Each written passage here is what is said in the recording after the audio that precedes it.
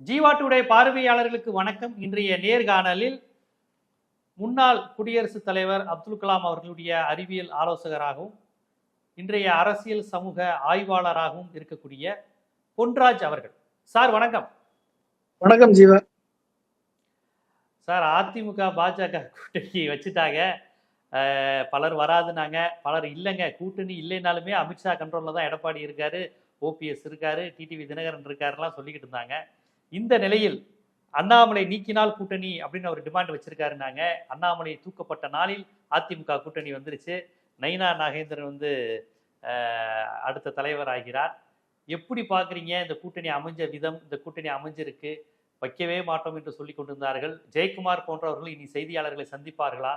இதை நம்ம எப்படி பார்க்கணும்? எப்படி நீங்க போகும்னு நினைக்கிறீங்க? அடுத்த கட்டம் இங்க ராமாயணம் உங்களுக்கு தெரியும். அதுல இவர்கள் பிஜேபியை சேர்ந்தவர்கள் ராமாயணத்துல ரொம்ப தீவிர பற்று கொண்டவர்கள்.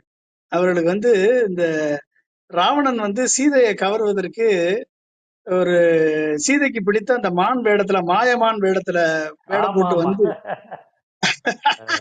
அந்த வேடத்தை போட்டு ராமன் போட்ட, லட்சுமணன் போட்ட அந்த கோடை தாண்டி சீதையை வர வைத்து கவர்ந்து செல்வார். இது ராமாயணத்துல கதை. அந்த கதை இப்பொழுது தமிழகத்தில் ஐடிசி ஹோட்டல்ல அரங்கேறி இருக்கிறது. அதாவது மாயமானாக நயினார் நாகேந்திரனை காண்பித்து அதிமுக என்ற சீதையை அமித்ஷா என்ற ராவணன் கவர்ந்து சென்றிருக்கிறார். அவ்வளவுதான், முடிஞ்சு போச்சு. பிஜேபி லாங்குவேஜ்லயே சொல்லிட்டீங்க. ஆமா, அப்பதான் புரியும். ஒரு திராவிட மொழியில் பேசாம அவங்களுடைய மதம், புராணம், கடவுள் இதை வச்சுதானே அவங்களுடைய அரசியலே. அதனால அவங்களுக்கு புரிந்த மொழியிலேயே பேசிட்டீங்க. அது கவர்ந்து செல்லப்பட்டிருக்கிறது. அது இன்னும் அதை மீட்பதற்கு 14 ஆண்டுகள் ராமனுக்கு சீதையை மீட்பதற்கு 14 ஆண்டுகள் ஆனது. ஆனா அதிமுகவை மீட்பதற்கு எத்தனை ஆண்டுகள் பிடிக்குமோ தெரியவில்லை. ஏற்கனவே நிதிஷ்குமார் தன்னை இழந்தது போல, சிவசேனா தன்னை இழந்தது போல, அகாலிதள் தன்னை இழந்தது போல. ஏன்னா பிஜேபி என்ற ராவணனிடம் சென்ற எந்த சீதையும் மீண்டு வரவில்லை. சரிங்களா? அது போல இவர்கள் தனக்குத்தானே சொந்த காசில் சூனியம் வைத்துக் கொண்டவர்கள் ஆக இன்றைக்கு அதிமுகவினர் இருக்கிறார்கள். நீங்கள் வரவில்லை என்றால் இடி பாயும் என்ற மிரட்டல் வந்திருக்கலாம் போல தெரிகிறது. ஏனென்று சொன்னால் ஒருவர் முகத்திலும் ஈயாடவில்லை. எடப்பாடி முகத்திலும் ஈயாடவில்லை, கூட சென்ற முனுசாமி முகத்திலும் ஈயாடவில்லை. வேலுமணி மட்டும் லேசாக சிரிக்கிறார். மற்றபடி அனைவருமே வேலுமணியை பற்றி சொல்லும் போது எப்பவுமே டெல்லி லாபிக்குள்ள இருக்கிறது அவர் தாங்கிறாங்களே. டெல்லி லாபில முதன்மையான நபர் வேலுமணிங்கிறாங்களே எப்பவுமே. அவர் தானே ஈசா யோகா ஜக்கி வாசுதேவ் மூலமாக இந்த டீலையே ஏற்படுத்தியிருக்காரு அவரு. அதனால அவரது மெனோவியருக்கு இன்றைக்கு அதிமுக என்ற அண்ணா திராவிட முன்னேற்ற கழகம் பலிகடா ஆக்கப்பட்டிருக்கிறது. அதற்கான நிகழ்ச்சி இனிதாக நிறைவேற்றி வைக்கப்பட்டிருக்கிறது. நீங்க பாத்தீங்க அப்படின்னா, ஒட்டுமொத்தமாக திராவிட கட்சிகளை ஒழிப்பதுதான் பிஜேபியினுடைய நோக்கம் என்று அமித்ஷா அனௌன்ஸ் பண்ணாரு, மோடி அனௌன்ஸ் பண்ணாரு. திராவிட கட்சிகளை ஒழித்து பிஜேபியை ஆட்சிக்கு கொண்டு வருவதுதான் அவர்களது நோக்கம். இன்னைக்குமே நேஷனல் டெமோக்ராட்டிக் அலையன்ஸ்ல போய் இவர் எடப்பாடி பழனிசாமி ஜாயின் பண்ணியிருக்காரே ஒழிய அதிமுகவினுடைய ஹெட் குவார்டர்ஸுக்கு எடப்பாடி பழனிசாமி அமித்ஷா இந்த கூட்டணியை உறுதிப்படுத்தவில்லை. இது நல்லா புரிஞ்சுக்கோங்க நீங்க. நேஷனல் டெமோக்ராட்டிக் அலையன்ஸ் அதுல இவர் ஜாயின் பண்ணியிருக்காரு. தேசிய ஜனநாயக கூட்டணி ஆட்சி தான் மலரும் என்று அமித்ஷா சொல்லி இருக்கிறார். எனவே இது ஒரு கூட்டணி ஆட்சியை தமிழக மக்கள் என்றைக்கும் ஏற்றுக்கொண்டதில்லை. கூட்டணி ஆட்சியை ஏற்றுக்கொண்டு வாக்களித்த மகாராஷ்டிரா மக்கள் ஏக்நாத் சிண்டே உருவாக்கினார்கள். அதாவது சிவசேனா இன்றைக்கு அங்கே மூழ்கடிக்கப்பட்டது. சரத்பவாருக்கு பதிலாக அஜித் பவாரை தூக்கினார்கள். அங்கு சரத்பவாருடைய ஒரிஜினல் கட்சி காணாமடிக்கப்பட்டது. நிதிஷ்குமார் இன்றைக்கு ஆல்மோஸ்ட் ஓவர். இவர்களை நம்பிய நம்ம பிஜு பட்நாயக், அதாவது பிஜு பட்நாயக்குடைய பையன் நவீன் பட்நாயக், ஒட்டுமொத்தமா 4 முறை ஆட்சியில் இருந்த பிஜு பட்நாயக், இவர்களை நம்பி இவர்களுக்காக ஆதரவாக களந்தோறும் இருந்த நவீன் பட்நாயக் இன்றைக்கு சொந்த ஒரிசா மண்ணிலே வீழ்த்தப்பட்டிருக்கிறார். எனவே இந்த வீழ்ச்சிக்கு இத்தனை பாடங்களையும் இத்தனை முறை நாம் எச்சரித்தும் தமிழக மக்கள் கண்ணார எச்சரித்த பிறகும் அண்ணா திராவிட முன்னேற்ற கழகம் இன்றைக்கு பிஜேபியுடன் கூட்டணி வைத்திருக்கிறது. என்டிஏவுடன் கூட்டணியில் மெர்ஜ் ஆகி அந்த ஆற்றில் கலந்து விட்டது, ஜோதியில் கலந்து விட்டது என்று சொன்னால் இன்னி அண்ணா திராவிட முன்னேற்ற கழகத்தின் தலைமையில் ஆட்சி வரும் என்று இவர்கள் சொல்கிறார்கள். ஆனால் ஆட்சி எப்படி அமைப்பது, ஆட்சியை எப்படி அமைப்பது, கூட்டணி எப்படி அமைப்பது, எத்தனை சீட்டுகளை பேசுவது என்பதெல்லாம் பின்னர் முடிவு செய்யப்படும். வெற்றி பெற்ற பின்பு முடிவு செய்யப்படும். 117 117 கூட்டணி ஆட்சின்னா என்ன அர்த்தம்? கூட்டணி ஆட்சி என்றால் அண்ணா திராவிட முன்னேற்ற கழகம் பெரும்பான்மை பெறக்கூடாது, அதான் கூட்டணி ஆட்சி. பெரும்பான்மை 120க்கு மேல அண்ணா திராவிட முன்னேற்ற கழகம் சீட்டுகளை பெற்று வெற்றி பெற்று விட்டால் கூட்டணி ஆட்சிக்கு எடப்பாடி ஒத்துக்கொள்ள மாட்டார். எனவே அண்ணா திராவிட முன்னேற்ற கழகம் 117 சீட்டுக்கு ஒத்துக்கொள்ள வைக்கப்படும். ஏன்னா இன்னைக்கே அவர்களுக்கு மேல இருக்கக்கூடிய எக்ஸ்ட்ரா லக்கேஜ், அந்த எக்ஸ்ட்ரா லக்கேஜுக்காக அவர்கள் இந்த கூட்டணிக்கு ஒத்துக்கொண்டு சென்றிருக்கிறார் என்று சொன்னால் கண்டிப்பாக நீ அடுத்தடுத்து வரக்கூடிய டிமாண்டுகளுக்கு ஒத்துக்கொண்டுதான் ஆக வேண்டும். ஆனா இன்னொரு விஷயம் இதுல தெரிஞ்சது, ஏதோ எடப்பாடி வெற்றி பெற்று விட்டார், அண்ணாமலையை நீக்க சொன்னாங்க, அண்ணாமலையை நீக்க டிமாண்ட் வச்சிருக்காரு, அண்ணாமலையை நீக்கினதுக்கு அப்புறம் தான் அமித்ஷா பேசியிருக்காரு. அப்ப எடப்பாடி ஜெயிச்சுட்டாரே, அண்ணாமலையை நீக்க சொல்லி ஜெயிச்சுட்டாரே அப்படிங்கிற மாதிரியான ஒரு கருத்து வருது. இது எப்படி பாக்குறீங்க? ஏங்க இது அண்ணாமலையா இருக்கட்டும், ஆர் என் ரவியா இருக்கட்டும், இவர்களெல்லாம் எய்த அம்புகள் தானே. எய்தவர்கள் மோடி அமித்ஷாவும் தானே. இந்த அம்புகளை நொந்து என்ன பயன் சொல்லுங்க பார்ப்போம். இன்றைக்கு அண்ணாமலை செய்த வேலையை நயினார் நாகேந்திரனை வைத்து செய்ய வைப்பார்கள். அண்ணாமலை செய்த வேலையை நயினார் நாகேந்திரனை வைத்து செய்ய வைப்பார்கள். ஏன்னா அவர் சாப்பிட்டா செய்வாரு, இவர் கொஞ்சம் ஹார்டா பேசுவாரு, அவர் கொஞ்சம் சாப்பிட்டா பேசுவாரு, அவ்வளவுதானே. யாரை வைத்து அவர்கள் என்ன சொல்கிறார்களோ அந்த dance to the tune of the masters. அப்ப மாஸ்டருடைய டியூனுக்கு தகுந்த மாதிரி டான்ஸ் ஆட வேண்டியது பிஜேபியினுடைய தமிழக தலைவர்களது கடமை. இவர்கள் என்றைக்காவது தமிழகத்தினுடைய நலன்களுக்காக பேசியிருக்கிறார்களா? தமிழகத்தினுடைய நலன்களை முன்னிறுத்தி பேசியிருக்கிறார்களா? சொல்லுங்க பாப்போம். இந்த கூட்டணி இன்னைக்கு வந்திருக்காரு இவரு அமித்ஷா இன்னைக்கு பேசியிருக்காரு. என்ன பேசியிருக்காரு? அப்ப தமிழில் என்ஜினியரிங் அண்ட் மெடிக்கல் சப்ஜெக்ட்ஸை தமிழில் நடத்த வேண்டும் என்று நான் 3 வருடமாக மு.க. ஸ்டாலின் அவர்களிடம் சொல்லிக் கொண்டிருக்கிறேன் என்று இப்ப போரிடமெல்லாம் லெக்சர் கொடுத்துட்டு இருக்காரு அமித்ஷா அவர்கள். இவருக்கு பாவம் தமிழக அரசு என்ன செய்திருக்கிறது என்று தெரியாது அமித்ஷாவுக்கு தெரியலன்னா கூட பரவாயில்ல, அண்ணாமலைக்கும் தெரியாதா என்ன, நயனார் நாகேந்திரனுக்கும் தெரியாதா என்ன? இவர்கள் யாருக்குமே தெரியாத போல நடிக்கிறார்கள்.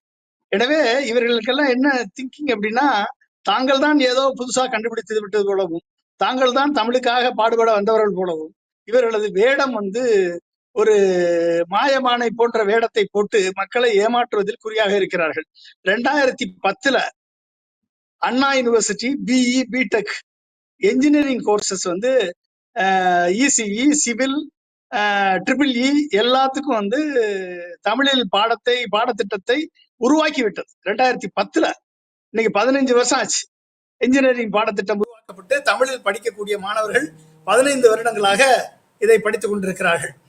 அடுத்து 2021 அக்டோபர்ல மெடிக்கல் சிலபஸ கம்ப்ளீட்டா தமிழ் படுத்த வேண்டும் என்ற முயற்சி எடுக்கப்பட்டு 2022 அக்டோபர்ல அனாட்டமி, பிசியாலஜி, பயோகெமிஸ்ட்ரி போன்ற 12 சப்ஜெக்ட் மெடிக்கல் சப்ஜெக்ட்ஸ் தமிழ் பாடங்களாக அறிமுகப்படுத்தப்பட்டு விட்டது.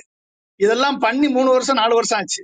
இந்த விஷயம் கூட தெரியாமல் ஒரு ஹோம் மினிஸ்டர் தமிழகத்தில் மட்டுமல்ல எங்கெல்லாம் செல்கிறாரோ அங்கெல்லாம் தமிழகத்தை பத்தி உளறி கொண்டிருக்கிறார் என்று சொன்னால் இவர்கள் எப்படிப்பட்ட இவர்களாக இருப்பார்கள் என்பதை பார்த்து தமிழக மக்களும் மாணவர்களும் எள்ளி நகையாட வேண்டிய சூழலில் தான் இவர்கள் இருக்கிறார்கள். இதுதான் இவர்களது அர்த்தம். அதாவது கையெழுத்தை தமிழ்ல போடுன்றான். அந்த கையெழுத்து போடுறது தலையெழுத்து மாதிரிதான் எல்லாம் எழுதுவாங்க. கையெழுத்தை தமிழ்ல போட்டு கையெழுத்தை வச்சு இவர்தான் யாராலும் கண்டுபிடிக்க முடியாது. சோ அப்ப எந்த அளவிற்கு இவர்கள் இவர்களது தமிழ் பற்று இந்த லெவல்லாம் இருக்கு. அதாவது ஷேலோ நாலேஜ், அந்த தமிழ் பற்று தமிழ் நாலேஜ் ஷேலோ நாலேஜா தான் இவர்களுக்கு இருக்கிறது.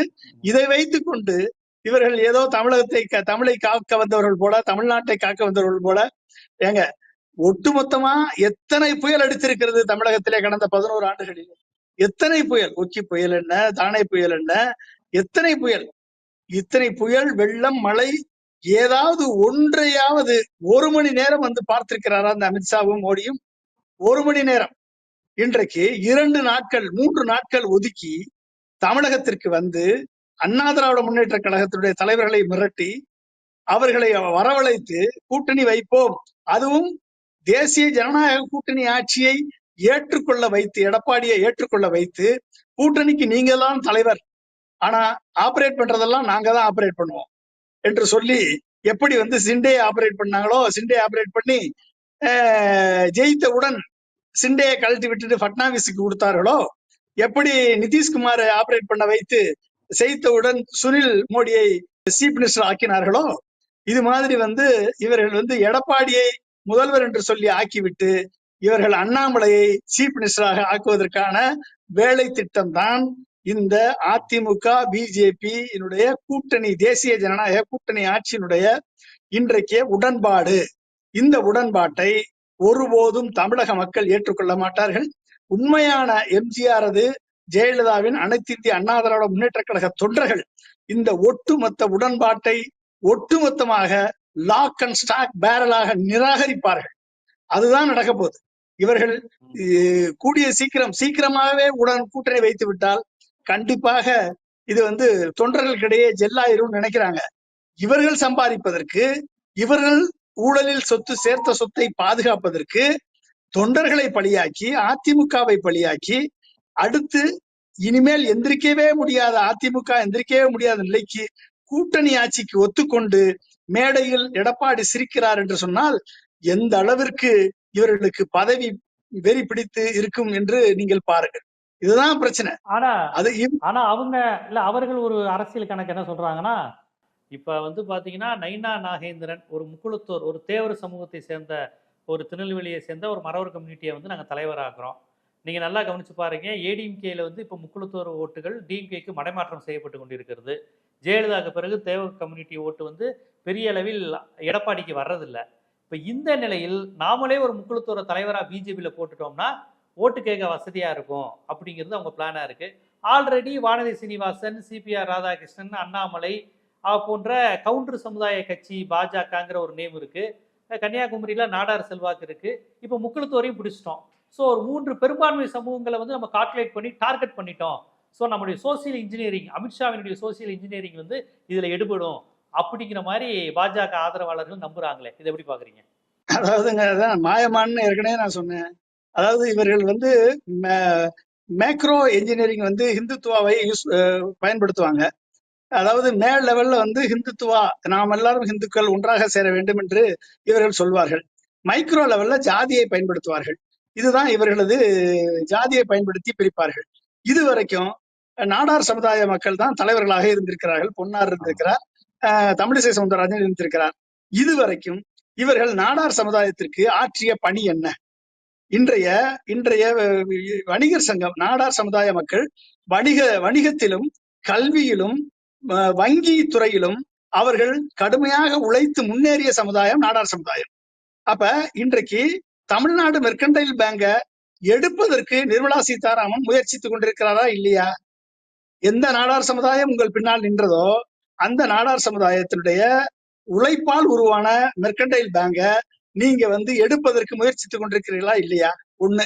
இரண்டாவது, எந்த நாடார் சமுதாயம் வணிகத்தில் மேம்பாட்டுக்கு வந்ததோ அந்த நாடார் சமுதாயத்திற்கு 2 தலைவர்களுக்கு பதவியை கொடுத்துவிட்டு, ஆளுநர் பதவியை கொடுத்துவிட்டு, 2 மாநிலத்தில் ஆளுநர் தமிழிசை சவுந்தரராஜன் என்று சொல்லிவிட்டு அந்த நாடார் சமுதாயத்திற்கு இதுவரை கடந்த 11 ஆண்டுகளில் மோடி செய்த காரியம் என்ன? மோடி இதுவரை செய்தது என்ன சொல்லுங்க பார்ப்போம். அந்த நாடார் சமுதாயத்தினுடைய வணிக ஆன்லைன் வர்த்தகம், இன்றைக்கு ஒட்டுமொத்த ஆன்லைன் வர்த்தகம் இன்றைக்கு வந்து சிறு குறு வியாபாரிகளை வாழ்க்கை தரத்தை ஒடித்தெறிந்திருக்கிறதா இல்லையா? அவர்கள் வாழ்வாதாரத்தை முறித்தெறிந்திருக்கிறதா இல்லையா? ஒரு எதுவுமே முடியல அப்படின்னா இட்லி கடை வைத்தாவது பிழைத்துக் கொள்வோம், எதுவுமே முடியலைன்னா பலசர கடை வைத்தாவது பிழைத்துக் கொள்வோம், எதுவுமே முடியலைன்னா ஒரு சின்ன ஸ்டோர் வைத்து பிழைத்துக் கொள்வோம் என்று சொன்னதை இன்றைக்கு மிகப்பெரிய கார்பரேட் கம்பெனிகளை உள்ளே கொண்டு வந்து, ரிலையன்ஸ், டிமார்ட், இப்படி பல பிக் ஷாப்பு, இப்படி பல்வேறு ஆன்லைன் வர்த்தகத்தை கொண்டு வந்து நீங்க டிமார்ட்ல போய் சரக்கு வாங்குனீங்க அப்படின்னா ஒரு 3 மாசத்துக்கு சரக்கு வாங்குறீங்க அப்படின்னா 10,000 ரூபாய்க்கு வாங்குறீங்கன்னு வச்சுக்கோங்க. 10,000 ரூபாய்க்கு. இதே இது வந்து நீங்க வெளியே போய் வாங்குனீங்கன்னா 12,000 ரூபாய்க்கு வாங்குவீங்க. 2,000 ரூபாய் கூட. ஆனா இன்றைக்கு இந்த 10,000 ரூபாய்க்கு 2,000 ரூபாய் குறைச்சு தர்றேன் என்ற ஒரே காரணத்திற்காக டிமார்ட்டிற்கு படையெடுக்கிறார்கள், பிக் ஷாப்பிற்கு படையெடுக்கிறார்கள், ரிலையன்ஸுக்கு படையெடுக்கிறார்கள். ஒரு காலத்தில் இந்த சின்ன சின்ன நாடார் கடைகள் அனைத்தும் மூடப்பட்டு கொண்டு வருகின்றன. அப்ப இந்த கடைகள் மூடப்பட்டு வரக்கூடிய இந்த கடைகள் அத்தனையும் இன்றைக்கு வாழ்வாதாரத்தை இழந்து அவர்கள் வந்து நடுத்தருக்கு வந்த பின்பு இந்த அனைத்து கார்ப்பரேட் கம்பெனிகளும் தங்களது விலையை உயர்த்தி பன்மடங்கு உயர்த்தி, எப்படி ரிலையன்ஸினுடைய ஜியோ நெட்வொர்க் வந்து ஓசியா தர்றேன்னு சொல்லி குறைந்த விலையில் தர்றேன்னு சொல்லி இன்னைக்கு எவ்வளவு ஆயிரக்கணக்கான ரூபாய்களை இன்றைக்கு வந்து மொபைல் ரீசார்ஜுக்கு சார்ஜ் பண்ணுகிறதோ அதே நிலைமையை நாடார் சமுதாய மக்களை, வியாபாரிகளை, சிறு குறு வியாபாரிகளை ஒழித்தது இந்த மோடி அரசு தானே. அப்ப நாடார் சமுதாயத்தை இவர்கள் தூக்கி விட்டார்கள் என்று சொல்வது எந்த வகையில் நியாயம்? சரி, முக்குளத்தோர் சமுதாயத்தை எடுத்துக்கோங்க. முக்குளத்தோர் சமுதாயத்தை இன்றைக்கு ஒரு மிகப்பெரிய ஜெயலலிதாவை ஒரு சக்தியாக வைத்து ஜெயலலிதாவின் மூலமாக முக்குளத்தோர் சமுதாயத்தில் இருக்கக்கூடிய அனைத்து தலைவர்களுக்கும், இரண்டாம் கட்ட தலைவர்களுக்கும் ஒரு அமைச்சர் எம்எல்ஏக்கள், நகராட்சி தலைவர்கள், மாநகராட்சி தலைவர்கள் என்ற நிலையை உருவாக்கி கொடுத்தவர் ஜெயலலிதா அவர்கள். அப்படிப்பட்ட அந்த நிலையில் இருந்து இன்றைக்கு அவர்களுக்கு அந்த அதற்கு ரெப்ரசன்டேட்டிவாக இருந்த சசிகலாவை இவர்கள் ஒழித்தது இவர்கள் தான், மோடி தான். ஓபிஎஸ் வந்து இது தர்ம யுத்தம் செய் என்று சொல்லி தூண்டிவிட்டு ஒழித்தது இன்றைக்கு போய் குருமூர்த்தி என்ற ஒரு ஆடிட்டர் தான் பேசிட்டு வந்திருக்கிறார். அப்ப இவர்கள் அனைவருமே இவர்கள் வந்து இன்றைக்கு இந்த ஓபிஎஸும் டிடிவி தினகரன் இரட்டை இலை கேஸ்ல லஞ்சம் கொடுத்தார் என்று சொல்லி அவரை தீகார் ஜெயிலில் அடைத்தது இந்த பிஜேபி தான். இன்றைக்கும் ஃபெமா கேஸ்ல இன்றைக்கும் டிடிவி தினகரனை மிரட்டி கொண்டிருப்பது இந்த மோடி அரசு தான். அப்ப முக்குளத்தோருடைய ரெப்ரசன்டேட்டிவாக இருந்த இந்த தலைவர்களை எல்லாம் ஒழித்து தங்களது அடிமைகளாக, ஏவலாளியாக உருவாக்கியது இந்த மோடி அரசு தானே. இன்றைக்கு எடப்பாடியின் கூட்டணி சேர வேண்டும் என்ற ஒரே காரணத்திற்காக நாங்கள் உள்கட்சி விவகாரங்களில் தலையிட மாட்டோம். ஓபிஎஸ் எக்கேடு விட்டு போனாலும் பரவாயில்ல, டிடிவி தினகரன் எக்கேடு விட்டு போனாலும் பரவாயில்ல, சசிகலா எக்கேடு விட்டு போனாலும் பரவாயில்ல, நாங்கள் முக்குளத்தோர் சமுதாயத்தை சேர்ந்த நயினார் நாகேந்திரனை நாங்கள் பதவியை கொடுத்து விட்டோம் என்று சொல்லி முக்குளத்தோர் சமுதாய மக்களை ஏமாற்றுவதற்குரிய இந்த செயலை நம்பினார்கள் என்று சொன்னால் முக்குளத்தோர் சமுதாயம் ஏமாற்றப்படும், மீண்டும் ஏமாற்றப்படும் என்பது உறுதி.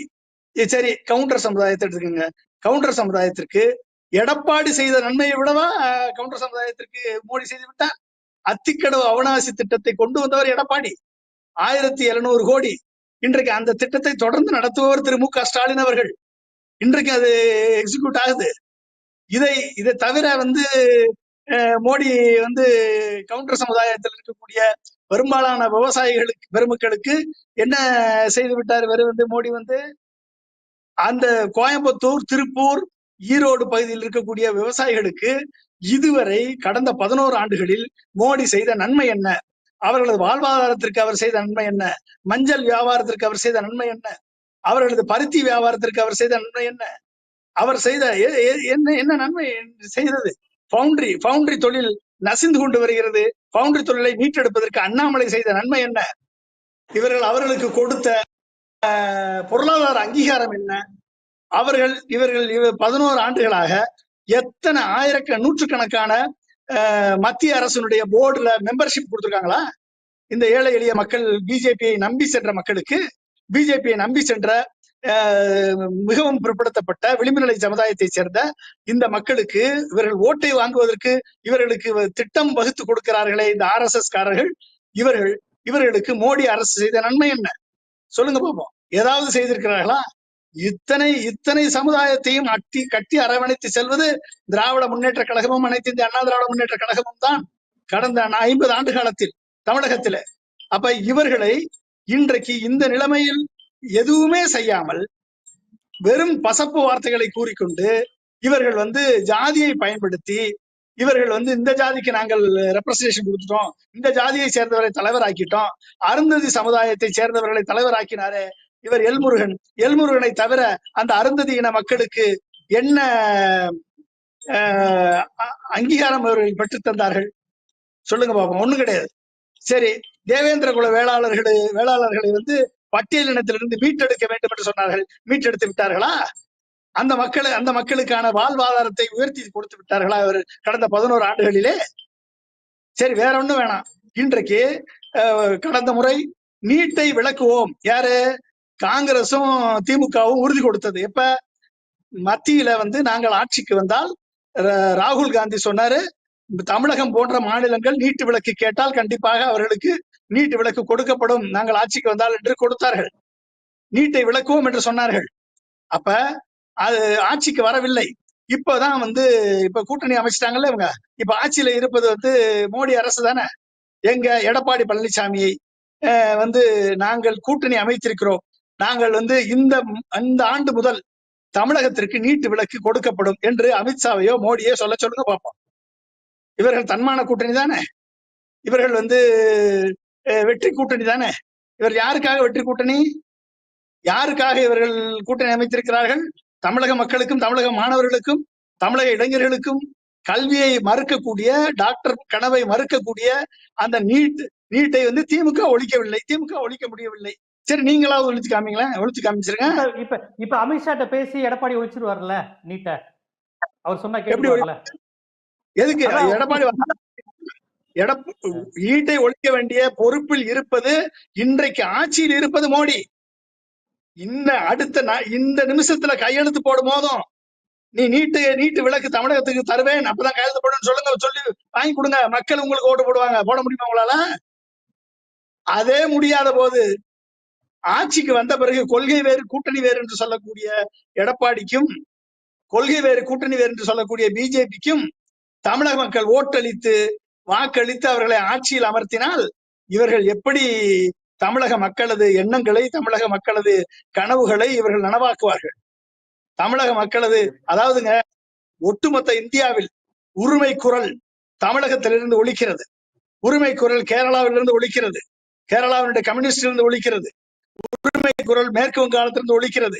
ஆனால் இந்த மேற்கு வங்காளத்தை காட்டிலும், கேரளத்தை காட்டிலும் தமிழகத்திலிருந்து ஒலிக்கக்கூடிய உரிமை குரல் பிஜேபி அரசை தூங்க விடவில்லை. 10 மசோதாக்களை நிறுத்தி வைத்து ஆளுநர் 3 ஆண்டுகள் திமுக அரசை செயல்பட விடாமல் செய்ததை சுப்ரீம் கோர்ட்டில் வாதாடி வென்று ஒட்டுமொத்த இந்தியாவிற்கு வழிகாட்டியது திமுக அரசு. அது அவர்களுக்கு பிடிக்கவில்லை. இந்த உரிமை குரல் வரக்கூடாது. எதற்காக திமுகவை ஒழிக்க வேண்டும், எதற்காக திமுகவை அழிக்க வேண்டும் என்று துடிக்கிறார்கள் என்று சொன்னால், இந்த உரிமை குரல் ஒழிக்கக்கூடாது. திமுக என்ற கட்சி அல்ல.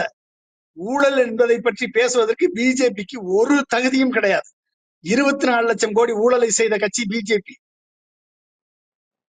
இது எலக்ட்ரல் பாண்ட்ஸ் விஷயத்துல 12,000 கோடி ஊழல் செய்து நிறுவனங்களை மிரட்டி, ஈடியை வைத்து மிரட்டி ஆயிரக்கணக்கான கோடிகளை வாங்கி ஊழல் செய்த கட்சி பிஜேபி.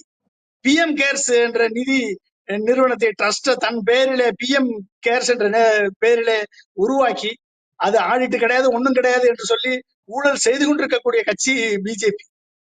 அதானிக்கும் அம்பானிக்கும் சட்டங்களை வளைத்து அவர்கள் கொடுக்க வைத்த கட்சி பிஜேபி. இவர்கள் திமுகவின் ஊழலையோ அதிமுகவின் ஊழலையோ பத்தி பேசுவதற்கு எந்த தகுதியும் இல்லை. ஊழல் செய்யாத கட்சி ஏதாவது ஒண்ணு இருக்கான்னு சொல்லுங்க பார்ப்போம். ஊழல் ஒழிக்கப்பட வேண்டும், ஊழல் ஏற்றுக்கொள்ளப்பட முடியாது. ஆனால் அதை செய்வதற்கு, அதை சொல்வதற்கு தகுதி பிஜேபிக்கு இருக்கான்னா இல்ல. அப்ப அடுத்த இல்ல, அதான் நீங்க இப்ப பட்டியலிடுறத பார்த்தா எடப்பாடி பழனிசாமி அவர்கள் கூட்டணி பேரம்லாம் நடத்தல, கட்சியை அவங்கள்ட்ட கொடுத்துட்டாரு. கட்சியை வித்துட்டாரு. இது கூட்டணி எல்லாம் கிடையாது, அன்னைக்கு தான் கிடையாது, கட்சியை வச்சுக்கோங்க கேட்டீங்களே அப்படிங்கிற மாதிரி கொடுத்துட்டாரு அப்படிங்கிற மாதிரியான விஷயங்களை சொல்றீங்க. அடமானம் விட்டார் தனது சுயநலத்திற்காக. அப்ப டிடிவி ஓபிஎஸ் வந்துருவாங்களா? டிடிவி ஓபிஎஸ் வந்துருவாங்களா? யாரு? டிடிவி ஓபிஎஸ் வந்துருவாங்க. டிடிவி ஓபிஎஸ் தான் முடிஞ்ச. தன்னை நம்பி சென்றவர்களை என்றைக்கு பாதுகாத்திருக்கிறது? நம்பி ஐபிஎஸ் வேலையை உதவி சென்ற அண்ணாமலையே திராட்டில் விட்டாச்சு. அண்ணாமலைக்கு ஏதோ எம்பி பதவியோ அமைச்சர் பதவியோ ஏதோ ஒண்ணு கொடுத்து இல்லைன்னா இது அனுப்புவாங்க. தற்குறி என்று சொன்னவர், எடப்பாடியை தற்குறி என்று சொன்னவர் அண்ணாமலை. அண்ணாமலையை பக்கத்துல வச்சுட்டு டீல முடிச்சாரா இல்லையா அமித்ஷா? கண்டிப்பா இந்த கூட்டணி வழக்கமாக ஒரு அரசியல் கட்சி கூட்டணிங்கிறது சீட்டு கணக்காக தான் இருக்கும். ஆனா இது முழுக்க ஒரு மாநில நலனை அடகு வைக்கின்ற, ஏன் தன் கட்சியினுடைய சொந்த நலனையே விக்கின்ற, கட்சியவே இன்னொரு தேசிய கட்சிக்கு விக்கின்ற ஒரு நிகழ்வாகத்தான் பார்ப்பதாக விமர்சனம் வச்சீங்க. அதற்கான காரணங்கள் என்னங்கிறதையும் ரொம்ப விரிவா நுட்பமா பல்வேறு புள்ளி விவரங்களோட கடந்த கால வரலாற்று ஆதாரங்களிலிருந்து ஒரு தமிழ் உணர்வுடன், தமிழ்நாடு மாநில உணர்வுடன், ஒரு திராவிட இயக்க அரசியலை எப்படி புரிந்து கொள்ளணும், இந்துத்துவ அரசியலை எப்படி புரிந்து கொள்ளணுங்கிற அந்த வேறுபடுத்தி நம்ம தமிழ்நாட்டு மக்களுக்கு புரிய வச்சீங்க. மிக்க நன்றி. தேங்க்யூ ஜீவா.